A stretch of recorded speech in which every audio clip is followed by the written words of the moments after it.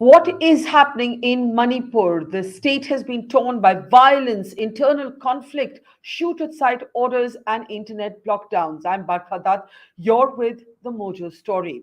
The Home Minister Amit Shah has been in Manipur, as has the Chief of Defense Staff and the Army Chief who've been overseeing the situation. But nothing, no amount of strong measures seem to be succeeding in bringing peace and tranquility to the state. It all started with a court judgment that spoke about special status to the Meiteis population. This, since then, has erupted into a full blown clash between the Meiteis and the Kukis. 10 Kuki MLAs, including 7 of the BJP, have actually now said in writing that they have lost faith in the BJP led government in the state. The media has been more or less neglecting what has been happening in Manipur. And today, to at least understand the conflict from one side of the divide, a very worrying divide, as it were, let's introduce our guest on the program today. Wilson Hangshing is a leader of the Kuki People's Alliance. The Kuki People's Alliance has been an ally of the BJP, and as I mentioned, 7 BJP MLAs are among those who have said in writing now that they have lost faith in the current dispensation and they want a separate administration. Mr. Hangshing, thank you for your time, and I'm sorry that the state of Manipur is going through what it's going through. A lot of people believe that this started with a court judgment that spoke about a special status for the Meiteis population. How do you see the conflict? What started it? Who started it? Why are you asking for a separate administration? The court judgment is not really the issue. The issue is about land and power. And this has been going on since the last 4 or 5 years, I think. And there has been a strong hate campaign against the Kuki tribals. And this has actually culminated in this situation that we have now. The issues of court judgment, I think, are just a So, little what was trigger. the immediate trigger? Was the court judgment the catalyst?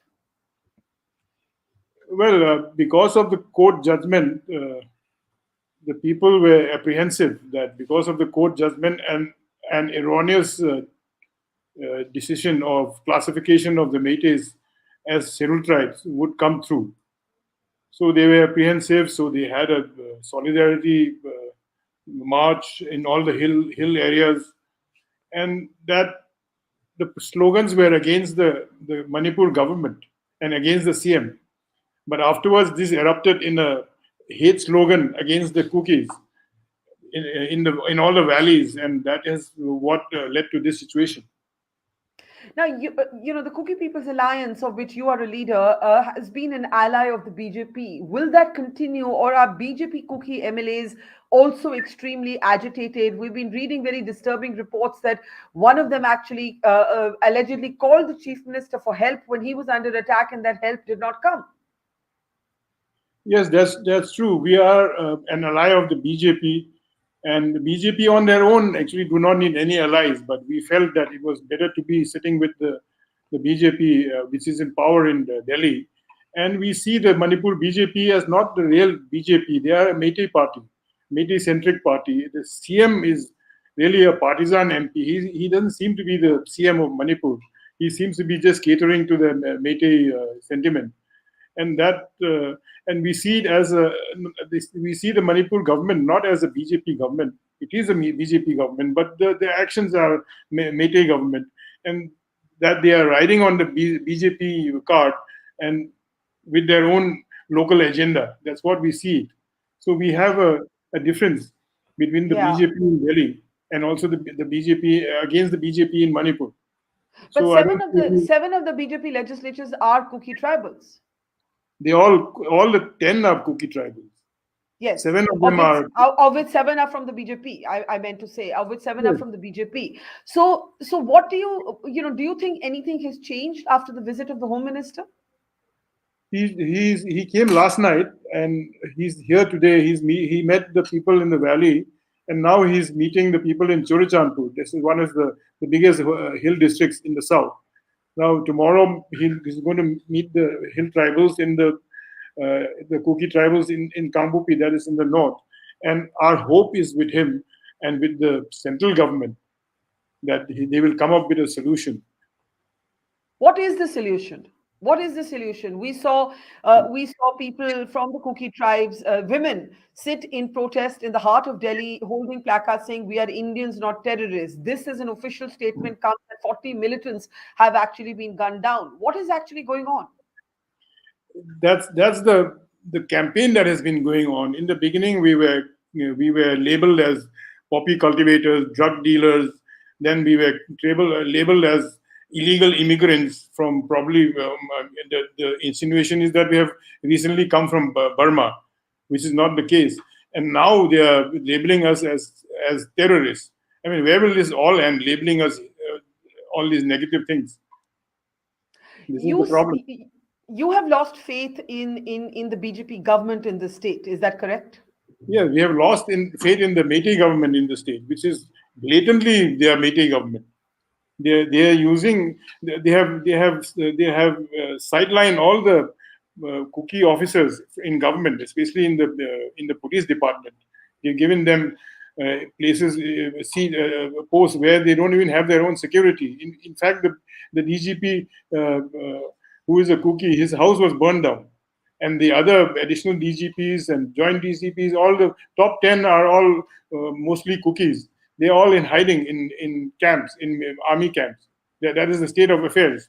There's a direct persecution against Kukis by this chief minister. So what is the solution according to you? What is the solution according to you and the 10 Kuki MLAs? What are you all planning to do? Well, the solution is to bring peace and in the state of Manipur, where everybody can live together in cooperation and in peace and develop together. But this kind of hate campaign and polarization on the lines of communities and religion, it won't work. It will only end up in this kind of violence. We don't want violence, but we are forced into it, and we have to defend ourselves. When the state government itself is on a campaign again, literally to exterminate all of us. The What, state government is on a campaign to exterminate all of us. That's a very, very serious charge to make. you can see the IRB, the commandos, the I mean, then their own mobs. They have their militarized organizations like the Arambol, Tengol, and Meitei Lipun, and some others. They have been literally armed with staged robberies of government armories with automatic weapons, and they are marching together. They are going together to against the hill villages in the bordering areas of the hill, the foothills. Now, what else can we resume? We can only hope the army, the central forces, come and save us. Yeah, I'm just going to play out, in fact, a clip of the Chief of Defense Staff in a moment from now. But I want to ask you, you also shared an account. You just spoke about a senior police officer who's a Kuki police officer whose house was burned down. You also spoke about a BJP MLA whose house was attacked. And you said he called the chief minister and no help came. Can you share the details? Well, he was not only a BJP MLA, he was a cabinet minister in Biren Singh's government. And they Yes. were always working together, at least apparently. But when the trouble came, and their residences are just a block away from each other. So Hmm. he told me, I was told that, I mean, I heard him saying that he asked the CM that there's a mob gathering around his house. And the CM did nothing. All he had to do was just lift his phone, but he didn't do it. He waited till the whole house was burned down and everything was in ashes.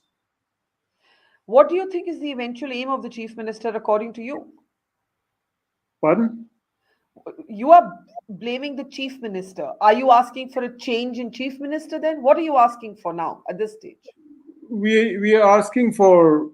I mean, as per our stand now, that our stand is that Manipur is already divided on ethnic lines, on geographical lines, and it'll be difficult for us to manage to go back and live together because I mean, it's not. We'll be killed in the valley.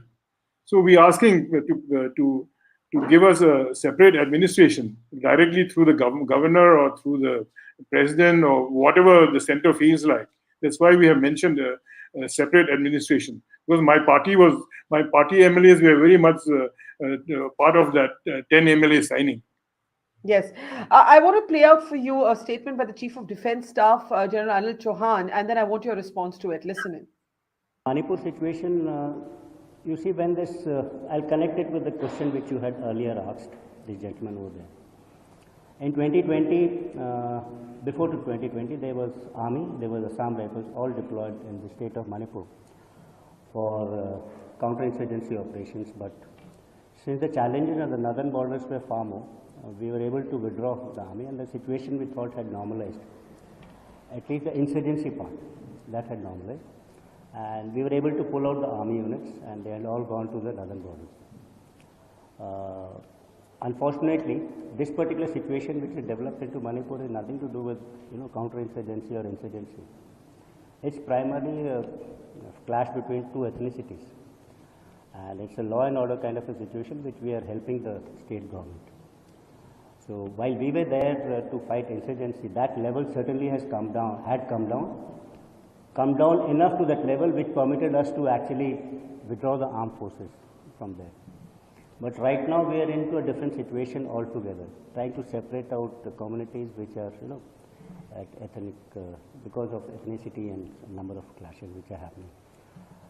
We've done an excellent job, Assam Rifles and armed forces, and may have saved a large number of lives. The challenges in Manipur have not gone, they're not disappeared. One way to say, it will take some time actually, but hopefully they should settle down. The state government should be able to do their job with CAPF, etc. And armed forces should be back to looking at the challenge, which you said has not yet disappeared from the northern borders. So that's important for us. Thank you. The CDS, they're saying this is not counterinsurgency. This has nothing to do with insurgency. This is about a conflict between two communities, two ethnicities. Let me ask you, Wilson, what is your expectation right now from the center and from the armed forces? First, let me comment on the general's comment. I agree with him that this is not a counterinsurgency campaign, because the Kuki militants, so-called militants, they keep saying militants. They are not militants. You have to see the genesis of the Kuki militants. There were no Kuki armed groups before the 1980s. It was only later on, probably in the early 1990s, when the ethnic problem was there, that these armed groups came up to defend themselves. They are not waging war against the state. They are not insurgents. So then, who are these? Who are the 40 in quotes Kuki militants? They say that they have killed. The number is, we are not able to verify the numbers. The CM was saying 30 at one time, 33 at another time, 40. Yes. I think he just picked up these numbers, and he labels everybody as Kuki militants or terrorists. In fact, he labels them as terrorists. But actually, from our own side, when we figured out, these are village boys who have armed themselves with probably shotguns or pipe guns or homemade guns. They have been shot by the military. Why? Why has it come to the point where village boys need to take guns from the armories and arm themselves? Why has it come to that point, Wilson? They have not armed themselves from the armory. The armory raids have mainly been done by the Meiteis. Meiteis groups. The village boys, as I said, they are armed with shotguns. The military don't use shotguns. Shotguns are hunting rifles for birds, or they don't really kill people. They hurt people. Yeah. And these this is the desperation we are in to defend ourselves against 2-inch mortars and these kind of things. Let me ask you in the end, how has it come to the point, if you don't believe that the court verdict is the main reason, and the court verdict, of course, asked for scheduled tribe status for the Meiteis. If you don't believe that's the main reason, how has it come to this point where your people are saying, we cannot live in the state with the Meiteis anymore? To put it bluntly, we were kicked out from the valley. There's no Kuki left in the valley. To understand it, as I keep saying, you have to understand Manipur as like a target. The center is the Meiteis, the inner is the Kukis, and then you have the Magpie area where the Nagas live. So we are immediate neighbors with the Meiteis. So this conflict would be with the Kukis, and well, that's the picture. If you look at that picture, you will understand the Manipur problem. Yeah. Can I ask you in the end, what's the one thing you would urge the Home Minister to do at this point? Well, he has to be practical and forget the politics of party politics or power politics. This is a human problem, where a certain community who has been living in Manipur, including the valley, for centuries, are suddenly labeled as foreign militants who have come in to create trouble in the valley in Manipur, or they are illegal migrants. They are labeled as poppy cultivators or smugglers, and all kinds of things. There's something deeper in it. It is, if we have time, I could explain, but I mean, the real issue is somewhere else. It can't be just a simple question of scheduled tribe status for the Meiteis, because the Meiteis already. So what is the real issue? The Meiteis already have the SC quotas, they have the OBC quotas, and they already have in the last 10 years many young IAS and IPS officers, central service officers. That's not the issue. And in fact, being the ruling, having the handle over the Manipur government, the government employee ratio is about 80% of Meiteis. So they don't have any complaint. They should not have any complaint against employment. But the real issue is the land. The ones they have a scheduled tribe status, they would be able to go into the tribal lands and own them, and with that comes power. With that comes constituency power. Their constituencies would increase in the state assembly. This is the real thing. The real picture I see. The ST, in fact, the ST thing, the file has been pending in the CM's office, CM's table, since the last 10 years, since 2013. Why has he not cleared it? He has allowed it to fester and ferment all these years. And till now also they're asking for another year to clear it. He should just clear it. Let the matter be in the center, in Delhi. Let Delhi scrutinize the merits and demerits of their claim. Well, it's a very disturbing situation. I really, really hope that's the center is able to mediate some sort of a peace, even interim peace, so that some kind of talks can begin. Thank you, Wilson Hangshing. Do remain safe. We hope that for the people of Manipur. We leave it there. Thank you for explaining a very complex problem to us and to our audience today. Thank you for talking to us, and take care. Thank you very much. Thank you. We started Mojo right here in this basement. Just 4 people. 4. And now we're about to hit our first 1 million subscribers. So this is to say thank you to all of you for your support, for your respect, and for your encouragement. We've always gone to where the story is. During the pandemic, when television's big anchors were hunkered down in their studios or at their homes, we hit the road. We traveled from Delhi to Kerala, covering 30,000 kilometers in our small car, reporting from inside ICUs and inside slum tenements. Whether it's flash floods or war zones, we've always put our boots on the ground. In fact, we're just back from Punjab, tailing the Khalistani fugitive Amritpal Singh. And through all of this, we have always put you, the people, first. In an age of partisan polarized media where most journalists are either chamcha ya morcha, we believe the story is sacred and the truth of the story is what matters. And now as we get ready for the next step, we need your help. Become a Mojo member and get first access to all our big interviews. Get a chance to ask our newsmakers questions. Get a chance to write and report for us for both our website and our channels. And also, interact with me and my colleagues directly through AMA sessions. Literally, ask me anything. Click on the join now right next to the subscribe button, and yes, also subscribe if you haven't yet, and become a Mojo member for just 159 rupees a month. Hope to see lots of you in our community. It's great to see you here. Thank you for watching our work. If you haven't subscribed yet, don't forget to click the bell icon and subscribe to Mojo Story and support independent, robust journalism.